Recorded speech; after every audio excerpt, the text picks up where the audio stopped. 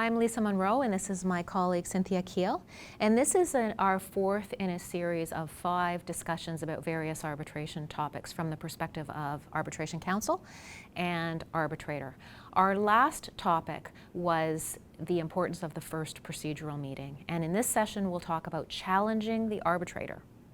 So no matter how good you do at ensuring a fair process and maintaining your independence and impartiality, you cannot, unfortunately, as an arbitrator, prevent entirely the possibility that there will be a challenge to you, or if you're sitting on a tribunal with 3, a challenge to one of your fellow arbitrators. That is a tremendously disruptive experience, as you can imagine, because it has the potential to have an arbitrator removed, and the consequences to the parties are potentially litigation in the courts and a restart of the arbitration. So it is a very undesirable consequence. And so you as arbitrator must do everything you can to minimize the possibility that that will happen, and to ensure that if it does, your process, the integrity of your process is maintained, and hopefully a challenge will be unsuccessful. Because when a challenge is brought, sometimes it can be done for tactical reasons. And that is sometimes the case where parties have agreed in their arbitration agreement that they have no rights of appeal, and a party is unhappy with the way the process is going and has decided it wants to somehow disrupt things. And that is an extremely effective way to create disruption. So as an arbitrator, you need to do everything you can in order to either avoid a challenge or at least be able to resist one if it arises. And so there are some very fundamental ways to do that. Number one, maintenance of independence and impartiality, which means you've got this continuing obligation disclosure that I talked about before. So if something new comes to your attention that raises the potential issue, you've got to disclose it to the parties and accept the consequences as they may come. And that's, of course, a benign possible bias outcome because, for example, a witness is called that you have a relationship. The other thing you must do, and the legislation requires you to do, is treat both parties fairly and give them both an opportunity to present their cases. And that is an absolute must to avoid a potential bias challenge that's successful, and also to protect and preserve the award at the end of the day. However, if a challenge does come, there are a number of ways that it's dealt with procedurally. If this is an ad hoc arbitration in which there is no arbitral institution administering it, the challenge comes to you, me, as arbitrator. And you can just imagine how difficult it must be for parties to come to the very adjudicator that they're challenging and allege bias. It's uncomfortable for both parties, for sure. I've certainly done it as counsel, and it's a very uncomfortable process.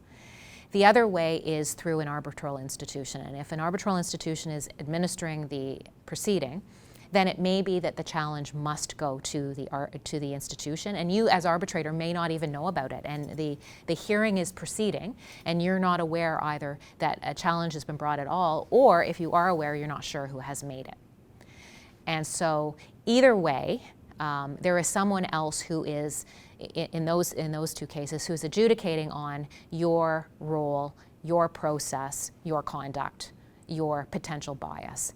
And so it is absolutely critical that you record in your procedural orders and ultimately in your final award your reasoning for coming to the conclusions that you have drawn, recording where parties have come to an agreement rather than having a matter ruled on by the arbitrator, because you may need to create a record for some other body to consider your conduct, your role, your independence, your impartiality. So the importance of a written record cannot be overstated. The thing to remember is that most arbitrators have a term in their terms of reference which gives them the same immunity as an Ontario or provincial Superior Court justice, which means they cannot be sued and they're not compellable as a witness. And what that means as an arbitrator is the only way that you speak about the issues about which you're alleged to have done that are the subject of the challenge is through your reasons. It's either through the award, it's through the procedural order, or if you are actually ruling on the challenge made to you directly, you must set out the reasons why you are dismissing the challenge. Or another alternative is you can step down if you think there's some legitimacy to the challenge. And in that case, it's very clear that stepping down is not an admission of a reasonable apprehension of bias. But you can imagine how undesirable an outcome that is for the parties.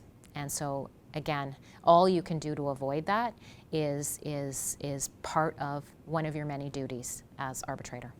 So you're quite right, Lisa, when you talk about the awkwardness of a challenge to the arbitrator. As much as you can set out the process and the act to be followed, and it's all in there if you look at whatever Provincial Arbitration Act is governing your domestic arbitration.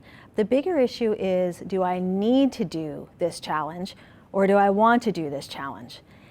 Some challenges to the arbitrator, unfortunately, as counsel, we just can't get around. They are necessary because you've got a real concern that the arbitrator cannot be independent or impartial.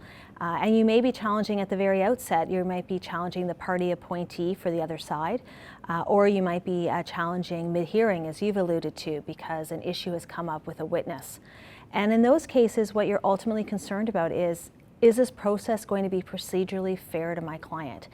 And if the process is not going to be procedurally fair to the client, you're notwithstanding all the awkwardness, you're probably stuck with going ahead with that challenge.